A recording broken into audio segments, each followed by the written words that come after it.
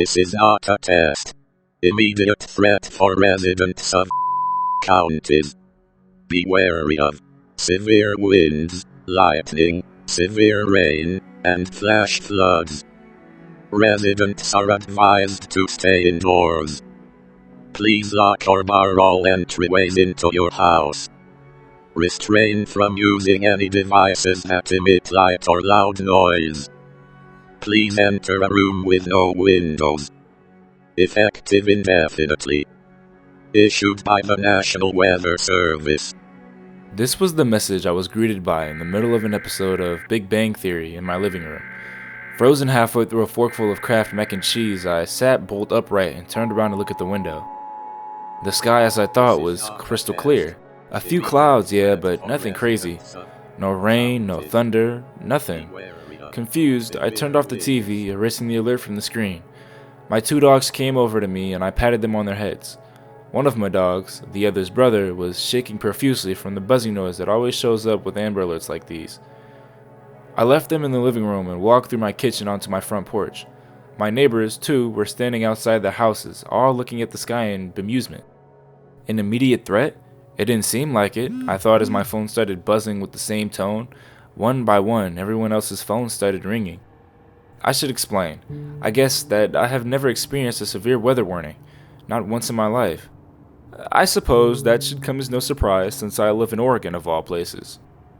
I suppose maybe it was just a mistake, but just as that thought floated across my mind, I heard the siren. The siren of the squad car coming down the street. An officer talked through the speaker.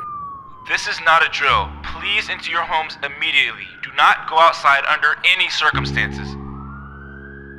Never the kind of guy to ignore higher authorities, I entered my house, turned off all the lights, and took my dogs into my basement with a sleeping bag, some food, my charger, some spare batteries, a flashlight, and other essentials. I called my brother, who lives a couple blocks away, and asked him if he had gotten the message. He had.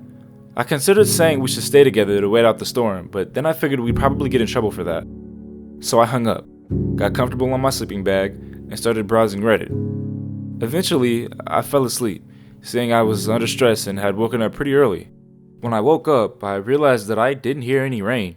Seriously, nothing at all. More confused than ever, I decided to see if the alert had been called off. I turned on my phone and called my brother again. It went straight to voicemail though, so I gave up. I decided to risk it and go upstairs. I had to squeeze between the door and the wall to keep my dogs from following me upstairs, but I won and they stayed in the basement. I walked through my kitchen to the front door and looked out the window, well, part of it, and as I squinted to see outside in the dark, which was strange by the way, seeing as it was only 2 p.m. judging by my clock, the TV flickered briefly. I looked around at it and it flickered again, but this time every device on the ground floor flickered. Thinking little of it, I turned around and looked through the door again. Every house on the block had its lights off. Nobody was outside, except for one teenage girl.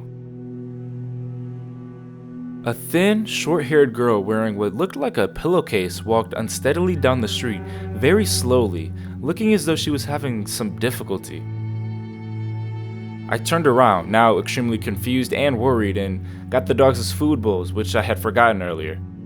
When I looked up, one of the houses, the one diagonally across from mine, had its lights on and one of its windows was broken. I shuddered and rushed back into the basement as the lights flickered intensely. I locked the door to the basement and sat on an old, tattered couch that I had brought down here. The basement is where I put everything I didn't have room for, so yeah, it's packed. Oh yeah, I forgot to mention something that may be worth noting. I live in a small town, a very small town, probably with a population of under 500, or less.